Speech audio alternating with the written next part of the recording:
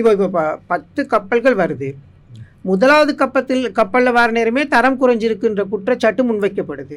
அப்புறம் 2வது கப்பல் வருது, அங்கேயும் தரத்தில் சிக்கல். முதலாவது கப்பலில் வந்து 986 மில்லியன் ரூபாய் நஷ்டம் என்னமோ சொல்லப்படுது. 2வது கப்பலில் 1128 மில்லியன் நஷ்டம் அப்படின்னு சொல்லப்படுது. 3வது கப்பலில் இன்னும் 720 மில்லியன், அப்படி ஒவ்வொரு கணக்கு சொல்லப்படுது. ஏன் இவ்வளவு தெரிஞ்சும் நஷ்டம் அடைகிறோம் அப்படின்னு தெரிஞ்சும் ஏன் அதுக்கான அனுமதியை வழங்கியிருக்கு? இப்போ நீங்களும் ஒரு பொறுப்புள்ள அமைச்சர்.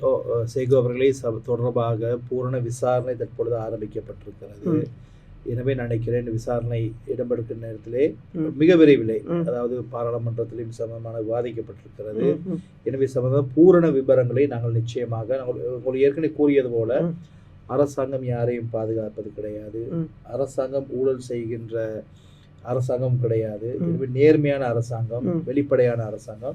நிச்சயம் இந்த உண்மைத்தன்மை, சரியான விவரங்கள் மிக விரைவில் இப்போ நீங்கள் சொல்றீங்க உண்மையிலே விசாரணை செய்யப்படணும். நீங்கள் வந்தது இந்த ஊழல்களை ஒழிக்கிறதுக்கு, நாட்டில் இதுவரைக்கும் நடந்த ஊழல்கள் இதற்கு பிறகு நடக்காமல் இருக்க, மக்கள் நிம்மதியாக வாழ்றதுக்கு தான் எல்லா இன மக்களும் ஒரே லெவலில் வாக்களிச்சிருக்கிறாங்க. வடக்குல இருந்து தெற்கு வரைக்கும், கிழக்குல இருந்து மேற்கு வரைக்கும் சமனான வாக்கு எல்லா மாவட்டங்களிலும் ஒரு பாராளுமன்ற உறுப்பினர் ஆசனத்தை சரி பெற்றிருக்கிற ஒரு கட்சியாக தான் நீங்கள் இருக்கிறீங்க இந்த இலங்கை வரலாற்றில்.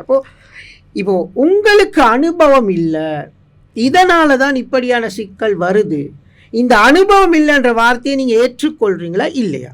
அதற்கான ஆதாரங்களும் சொல்கிறாங்க. சேகு அவர்களே, இந்த நாட்டை கடந்த 76 வருடங்களாக ஆண்டவருடைய அனுபவம் எப்படி? அப்புறம் சிறந்த அனுபவசாலிகளாக இருந்தால் இன்றைக்கு இந்த நாடு அபிவிருத்தி அடைந்த நாடாக இருந்திருக்கும். இன்று அனுபவமிக்கவர்கள் தான் எங்கள் நாட்டை குட்டி செவராக்கினார்கள், எங்கள் நாட்டை ஊழலுக்கு கொண்டு சென்றார்கள். இன்று மக்களுடைய பொருளாதாரத்தை சிதைத்திருக்கிறார்கள். இன்று கல்வி, சுகாதாரம் எத்துறையிலும் அவர்கள் சேதப்படுத்தியிருக்கிறார்கள். எனவே அவர்கள் எதிலே அனுபவத்தை கொண்டிருந்தார்கள்? ஊழல் செய்வதிலா, திருட்டு செய்வதிலா, கொள்ளையடிப்பதிலா, லஞ்சம் வாங்குவதிலா?